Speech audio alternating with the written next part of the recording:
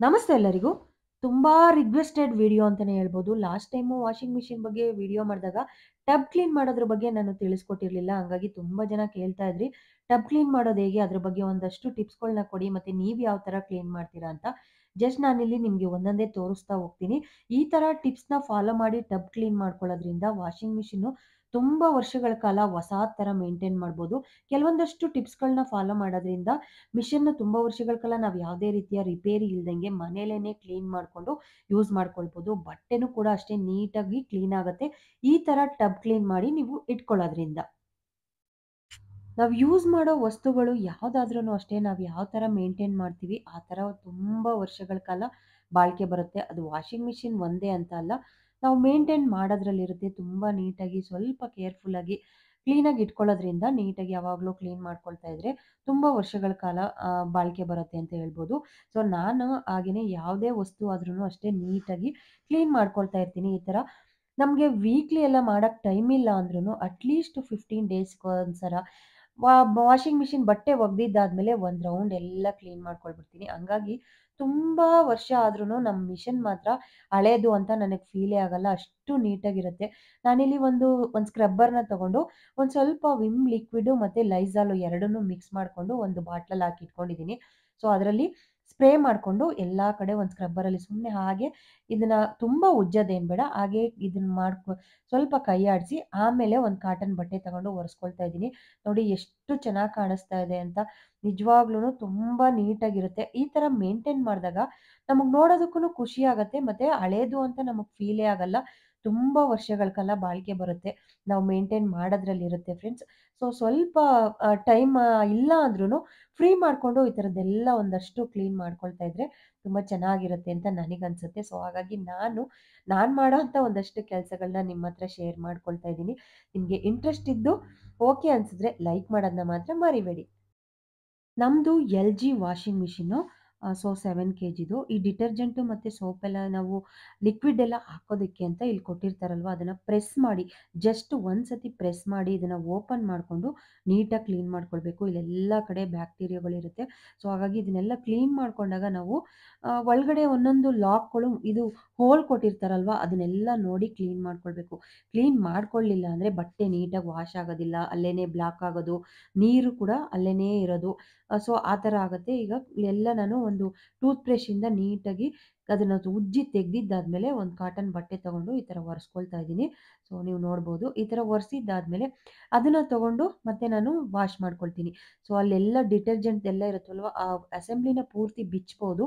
ಒಂದ್ಸತಿ ಬಿಚ್ಚಿ ಹಾಕೊಳ್ಳೋದನ್ನ ನೀವು ನೋಡಿ ಪ್ರಾಕ್ಟೀಸ್ ಮಾಡ್ಕೊಂಡ್ರೆ ಈಸಿಯಾಗಿ ಯಾರು ಬೇಕಾದ್ರೂ ವಾಶ್ ಮಾಡ್ಕೊಳ್ಬೋದು. ಆಮೇಲೆ ವಾಶ್ ಮಾಡೋದನ್ನ ಮಾತ್ರ ಖಂಡಿತವಾಗ್ಲೂನು ತಿಂಗ್ಳಿಗೆ ಒಂದ್ಸತಿ ನಿಮಗೆ ಟೈಮ್ ಇಲ್ಲ ಅಂದರೂ ತಿಂಗ್ಳಿಗೆ ಒಂದ್ಸತಿ ಆದ್ರೂನು ಈ ಥರ ಕ್ಲೀನ್ ಮಾಡ್ಕೊಳ್ತಾ ಇದ್ರೆ ಹೊಸಾ ಥರ ಇಟ್ಕೊಳ್ಬೋದು. ಎಷ್ಟು ವರ್ಷ ಆದ್ರೂನು ಹಳೇದು ಅಂತ ಅನ್ಸೋದೇ ಇಲ್ಲ. ಅಷ್ಟು ನೀಟಾಗಿ ನಾವು ಮೇಂಟೈನ್ ಮಾಡೋದ್ರಲ್ಲಿರುತ್ತೆ ಫ್ರೆಂಡ್ಸ್. ನಮ್ಮನೇದು ನಿಜವಾಗ್ಲೂನು 2018 ತಗೊಂಡಿರೋ ಅಂಥ ಮಷೀನ್ ಇದು. ಬಟ್ ಇನ್ನೂ ಹೊಸಾ ಥರ ಇರುತ್ತೆ. ಒಂದು ದಿನಾನೂ ರಿಪೇರಿ ಅಂತ ಬರಲ್ಲ. ಯಾವುದೇ ರೀತಿಯ ಏನು ಪ್ರಾಬ್ಲಮ್ ಇಲ್ದೇನೆ ಆರಾಮಾಗಿ ರನ್ ಆಗ್ತಾ ಇದೆ. ಸೊ ನಾನು ಇದನ್ನ ಅಷ್ಟು ನೀಟಾಗಿ ಮೇಂಟೈನ್ ಮಾಡ್ತಾ ಇರ್ತೀನಿ. ಬಿಚ್ಚಿ ತೊಳ್ದಿದ್ದಾದ್ಮೇಲೆ ಒಂದು ಕಾಟನ್ ಬಟ್ಟೆಲಿ ಒರೆಸ್ಬಿಟ್ಟು ಇವಾಗ ಮತ್ತೆ ಹಾಕ್ತಾ ಇದ್ದೀನಿ. ಹಾಕುವಾಗ್ಲೂ ಅಷ್ಟೇ ಒಂದ್ ಬೆರಳಲ್ಲಿ ಪ್ರೆಸ್ ಮಾಡಿ ಹಾಕಿದ್ದಾದ್ಮೇಲೆ ಮತ್ತೆ ಇನ್ನೊಂದು ಕಾಟನ್ ಬಟ್ಟೆ ತಗೊಂಡು ಈ ತರ ಒರೆಸ್ಕೊಳ್ಳೋದು ಅಷ್ಟೇ. ವಾಷಿಂಗ್ ಮಿಷಿನಲ್ಲಿ ಮೇಯ್ನಾಗಿ ಎಲ್ಲಾ ಬ್ರ್ಯಾಂಡ್‌ಗಳಲ್ಲೂ ಯಾವುದೇ ಕಂಪ್ನಿದು ತಗೊಂಡಿರ್ಲಿ ಇದನ್ನ ಮಾತ್ರ ಮಿಸ್ ಮಾಡದೆ ಕ್ಲೀನ್ ಮಾಡ್ಕೊಳ್ಳಿ. ಈ ತರ ಕೆಳಗಡೆ ನೀವು ಕೆಳಗಡೆ ನೋಡ್ಬೋದು, ನಾನಿಲ್ಲಿ ತೋರಿಸ್ತಾ ಇದ್ದೀನಿ ನೋಡಿ. ಇದು ವೇಸ್ಟ್ ಆಗಿರೋಂಥ ಎಲ್ಲ ಡಿಟರ್ಜೆಂಟ್‌ದು ಮತ್ತೆ ಸಿಲ್ಟ್ ವಾಟರ್‌ದೆಲ್ಲ ಬಂದು ಗಲೀಜೆಲ್ಲ ಇಲ್ಲಿ ಕುತ್ಕೊಂಡಿರುತ್ತೆ. ಇದನ್ನ ತಿರುಗ್ಸೋದಕ್ಕೆ ಒಂದು ಲಾಕ್‌ನ ಕೊಟ್ಟಿರ್ತಾರೆ. ಲಾಕ್ ಸಿಸ್ಟಮ್ ಇರುತ್ತೆ. ಇದನ್ನ ತೆಗ್ದಾಗ ಸ್ವಲ್ಪ ನೀರು ಮಾತ್ರ ಹೊರಗಡೆ ಬರುತ್ತೆ. ನೀವು ನೋಡ್ಬೋದು ನಮ್ಮನೇದು ಬೋರ್ ನೀರಾಗಿರೋದ್ರಿಂದ ತುಂಬಾ ಶಿಲ್ಟು, ತುಂಬಾ ಗಲೀಜಿರುತ್ತೆ. ಸೊ ನಾನು ಯಾವಾಗಲೂ ಕ್ಲೀನ್ ಮಾಡ್ಕೊಳ್ತಾ ಇರ್ತೀನಿ. ಮಿನಿಮಮ್ ಅಂದ್ರು ತಿಂಗ್ಳಿಗೆ ಒಂದ್ಸತಿ ಆದ್ರೂ ನಾನು ಕ್ಲೀನ್ ಮಾಡ್ಕೊಳ್ತೀನಿ ನೋಡಿ. ಅಷ್ಟೊಂದೇನು ಗಲೀಜಿಲ್ಲ. ಇವತ್ತು ಕ್ಲೀನ್ ಮಾಡ್ತಾ ಇದ್ದೀನಿ, ತೋರಿಸ್ತಾ ಇದ್ದೀನಿ ನಾನು ನಿಮಗೆ. ಈ ಥರ ಸಿಲ್ಟ್ ಎಲ್ಲ ಬಂದು ಡಿಟರ್ಜೆಂಟು ನಾವು ಏನೇನೆಲ್ಲ ಹಾಕಿರ್ತೀವಿ ಅದೆಲ್ಲ ಬಂದು ಗಲೀಜೆಲ್ಲ ಇಲ್ಲಿ ಕುತ್ಕೊಂಡಿರುತ್ತೆ. ಇದನ್ನ ಮಿನಿಮಮ್ 1 ತಿಂಗಳಿಗೆ ಒಂದ್ಸತಿ ಈ ಥರ ಬಿಚ್ಚಿ ಆರಾಮಾಗಿ ಈಸಿಯಾಗಿ ಬಿಚ್ಬೋದು. ಯಾರು ಬೇಕಾದರೂ ಕ್ಲೀನ್ ಮಾಡ್ಕೊಳ್ಬೋದು. ಸೊ ಒಂದು ಟೂತ್ ಪೇಸ್ಟ್‌ನ ಇಟ್ಕೊಂಡ್ಬಿಡಿ ಬ್ರಷ್‌ನ. ಸೊ ಟೂತ್ ಬ್ರಷ್ ಇಟ್ಕೊಂಡು ನೀಟಾಗಿ ಈ ಥರ ಕ್ಲೀನ್ ಮಾಡಿಕೊಂಡು ಒಂದು ಬಟ್ಟೆ ಕಾಟನ್ ಬಟ್ಟೆನಲ್ಲಿ ಒರೆಸಿ ಆಮೇಲೆ ಕ್ಯಾಪ್‌ನ ಕ್ಲೋಸ್ ಮಾಡ್ಕೊಳ್ಳಿ. ಈ ಥರ ಕ್ಲೀನ್ ಮಾಡಿಕೊಂಡು ಮೇಂಟೈನ್ ಮಾಡೋದ್ರಿಂದ ತುಂಬ ಚೆನ್ನಾಗಿರುತ್ತೆ. ಮತ್ತು ಬೇಗ ಬಟ್ಟೆ ನೀಟಾಗಿ ವಾಶ್ ಆಗುತ್ತೆ. ಈ ಥರದ್ದೆಲ್ಲ ಗಲೀಜನ್ನ ನಾವು ಕ್ಲೀನ್ ಮಾಡ್ಕೊಳ್ಳಿಲ್ಲ ಅಂದರೆ ಬಟ್ಟೆ ನೀಟಾಗಿ ವಾಶ್ ಆಗೋದಿಲ್ಲ. ಸೊ ಹಾಗಾಗಿ ಇದನ್ನ ಕ್ಲೀನ್ ಮಾಡಿದ್ದಾದ್ಮೇಲೆ ಟೈಟಾಗಿ ಮತ್ತೆ ನಾವು ಲಾಕ್ ಮಾಡಬೇಕಾಗತ್ತೆ. ಸೊ ಅಲ್ಲಿ ಒಂದು ಮಾರ್ಕ್‌ನ ಕೊಟ್ಟಿರ್ತಾರೆ. ಆ ಮಾರ್ಕ್‌ನ ನೋಡಿ ಲಾಕ್ ಮಾಡಿ ಜಸ್ಟ್ ಈ ಥರ ಪ್ರೆಸ್ ಮಾಡಿದ್ರೆ ಮುಗೀತು, ರೆಡಿ ಆಗತ್ತೆ.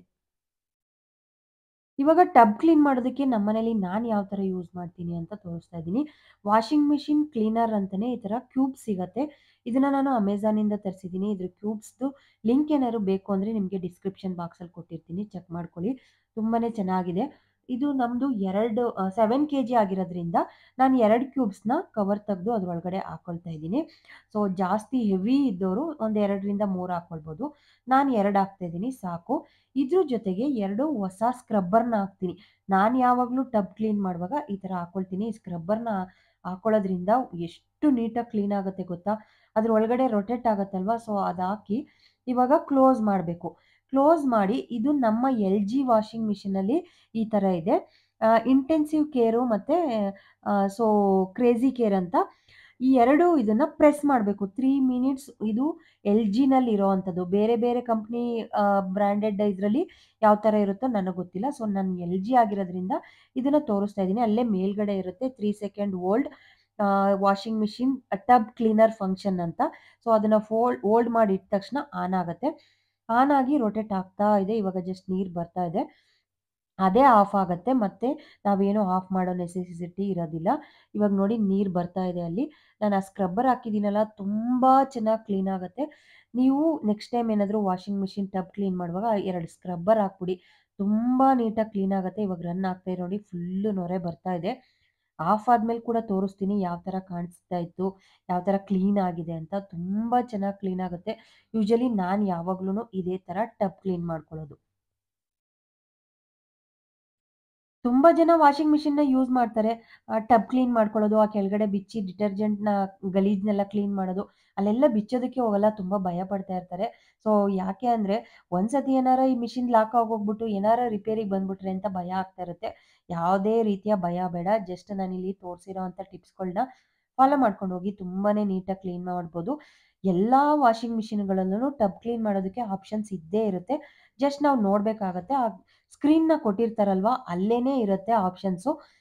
ಈ ಹೇಳಿರೋಂಥ ಒಂದಷ್ಟು ಟಿಪ್ಸ್‌ಗಳನ್ನ ಫಾಲೋ ಮಾಡಿ. ಮತ್ತೆ ಕೆಳಗಡೆ ಡಿಟರ್ಜೆಂಟ್‌ನ ಕ್ಲೀನ್ ಗಲೀಜನ್ನೆಲ್ಲ ಹೋಗಿರುತ್ತಲ್ವಾ, ಎಲ್ಲಾ ಬ್ರಾಂಡೆಡ್ ಮಿಷಿನ್‌ಗಳಲ್ಲೂನು ಇರುತ್ತೆ. ಚೆಕ್ ಮಾಡಿ ಯಾವಾಗ್ಲೂನು ಒಂದ್ಸತಿ ಕ್ಲೀನ್ ಮಾಡ್ಕೊಳ್ತಾ ಇರಿ ಅದನ್ನ. ಅವಾಗ ತುಂಬಾ ವರ್ಷ ಟಬ್ ಕ್ಲೀನ್ ಆಗಿದೆ, ಮಿಷಿನ್ ಆಫ್ ಆಗಿದೆ. ಇವಾಗ ಓಪನ್ ಮಾಡಿ ತೋರ್ಸಿ ನೋಡೋಣ ಹೇಗಾಗಿದೆ ಅಂತ. ಸೊ ನೋಡಿ, ಆ ಸ್ಕ್ರಬ್ಬರ್ ಮಾತ್ರ ಉಳ್ಕೊಂಡಿದೆ. ಕ್ಯೂಬ್ಸ್ ಎಲ್ಲ ಹಾಗೇನೆ ಕರ್ಗೋಗಿದೆ.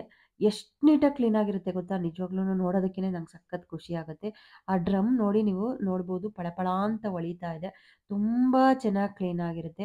ಈ ಥರ ಕ್ಲೀನ್ ಮಾಡ್ಕೊಳ್ದೇ ಇದ್ದಾಗ ಆ ಹೋಲಲ್ಲಿ ಏನಾದರೂ ನಾವು ಡ್ರೈ ಬಟ್ಟೆ ಹಾಕ್ತಾ ಇರ್ತೀವಲ್ವಾ, ಆ ಹೋಲೆಲ್ಲ ಬ್ಲಾಕ್ ಆಗ್ತಾ ಬರುತ್ತೆ. ಈ ಡ್ರಮ್ ಕ್ಲೀನ್ ಮಾಡ್ಕೊಳ್ಳಿಲ್ಲ ಅಂದ್ರೆ.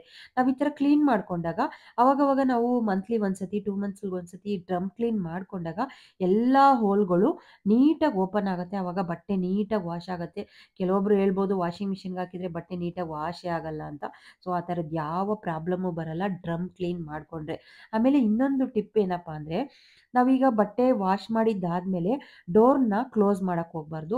ಮಿನಿಮಮ್ ಅಂದ್ರೂ ಒಂದು 10 ಮಿನಿಟ್ಸ್ ಆದ್ರೂ ನಾವು ಡೋರ್‌ನ ಕ್ಲೋಸ್ ಮಾಡ್ದೇನೆ ಹಾಗೆ ಓಪನ್ ಇಡಬೇಕು. ನಾವು ಇಮಿಡಿಯೇಟ್ ಆಗಿ ಡೋರ್ ಕ್ಲೋಸ್ ಮಾಡಿದ್ರೆ ಅದು ಬ್ಯಾಡ್ ಸ್ಮೆಲ್ ಅನ್ನೋದು ಒಂಥರ ಮುಗ್ಲು ಥರ ವಾಸನೆ ಅವಾಗವಾಗ ಬರ್ತಾ ಇರುತ್ತೆ ನೋಡಿ. ಅದು ಬರಬಾರ್ದು ಅಂದ್ರೆ ಡೋರ್‌ನ ಓಪನ್ ಇಟ್ಕೊಂಡಿರಿ. ಈ ವಿಡಿಯೋ ನಿಮ್ಮೆಲ್ಲರಿಗೂ ಇಷ್ಟ ಆಯ್ತು ಅಂತ ಅನ್ಕೊಂಡಿದ್ದೀನಿ. ಇಷ್ಟ ಆದ್ರೆ ಲೈಕ್ ಮಾಡಿ, ಶೇರ್ ಮಾಡಿ, ಫ್ರೆಂಡ್ಸ್‌ಗೆ, ಫ್ಯಾಮಿಲಿಗೆ ಶೇರ್ ಮಾಡೋದನ್ನ ಮಾತ್ರ ಮರಿಬೇಡಿ. ಮುಂದಿನ ವ್ಲಾಗಲ್ಲಿ ಮತ್ತೆ ಇನ್ನೊಂದಷ್ಟು ಟಿಪ್ಸ್‌ಗಳ ಜೊತೆ ನಿಮ್ಮನ್ನ ಮೀಟ್ ಆಗ್ತೀನಿ. ಅಲ್ಲಿ ತನಕ ನಮಸ್ಕಾರ. Love you all. Thank you so much friends. ನಿಮ್ಮೆಲ್ಲರ ಪ್ರೀತಿ, ಸಪೋರ್ಟು ನನಗೆ ಖಂಡಿತವಾಗ್ಲೂ ಬೇಕು.